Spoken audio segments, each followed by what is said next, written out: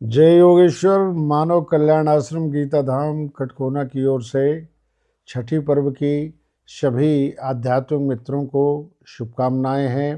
गीता धाम की ओर से शुभाशीष है। वास्तव में हम सब अपने जीवन को प्रकृति के सानिध्य में आगे बढ़ाते हैं और प्रकृति के जो 3 गुण हैं, सतोगुण, रजोगुण और तमोगुण, इन्हीं तीनों गुणों में जो साम्य अवस्था होती है उसी को हम प्रकृति मानते हैं। और प्रकृति के छठे अंश से षष्ठी मैया का प्रादुर्भाव माना जाता है और ये मान्यता पौराणिक कथाओं पर आधारित हैं जो परंपरागत सनातन से चली आ रही हैं। और षष्ठी मैया का जो पूजन अर्चन है ये एक कठिन साधना और तपस्या के स्वरूप में देखा जाता है, जिसमें श्रद्धा और विश्वास इस व्रत को जो रखते हैं उनमें इतनी गहरी होती है कि वो सब कुछ षष्ठी मैया के प्रति अपनी समर्पित भावना को रख देते हैं। और यही कारण है कि हमारे भारतीय संस्कृति और जीवन शैली की जो जड़ें हैं वो बहुत गहरी है। और इसमें यह है कि ब्रह्मवैवर्त पुराण में एक आया है कि आयु प्रदा चवाला नाम धात्री रक्ष कारिणी सत्तम शिशुपार स्वस्था योगेन सिद्ध योगिनी। अर्थात हमारी षष्ठी मैया हमारे आने वाली पीढ़ी की रक्षा करती है और उनका पूरा पोषण करती है।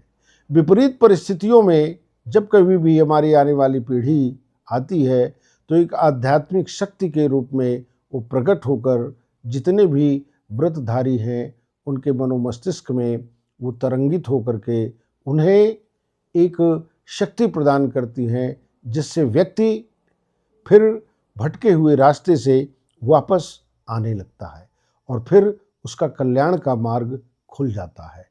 और इसमें सूर्य के उगते हुए सूर्य के स्वरूप को भी अर्घ दिया जाता है और सूर्य जब अस्त होते हैं उस समय पर भी उन्हें अर्घ दे करके अपनी श्रद्धा और विश्वास को एक तरह से कहना चाहिए कि प्रायोगिक रूप में लाया जाता है।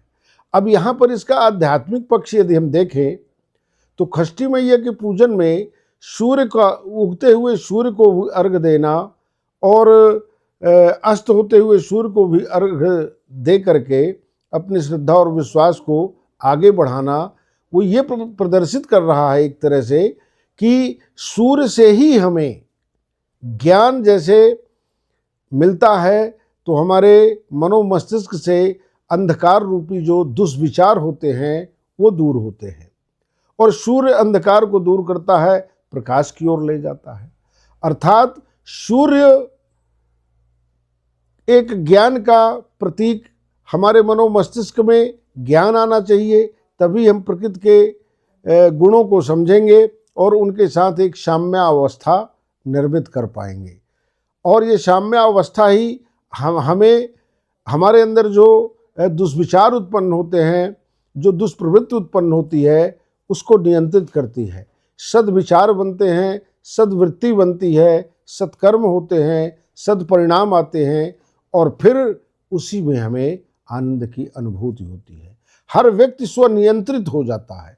तो षष्ठी मैया के पूजन में इन आध्यात्मिक प्रमुख बिंदुओं का समावेश किया गया है। हमारे ऋषियों और मुनियों के द्वारा प्रातःकाल से ही यह पूजन अर्चन बड़े ही श्रद्धा और भक्तिभाव से किया जाता है।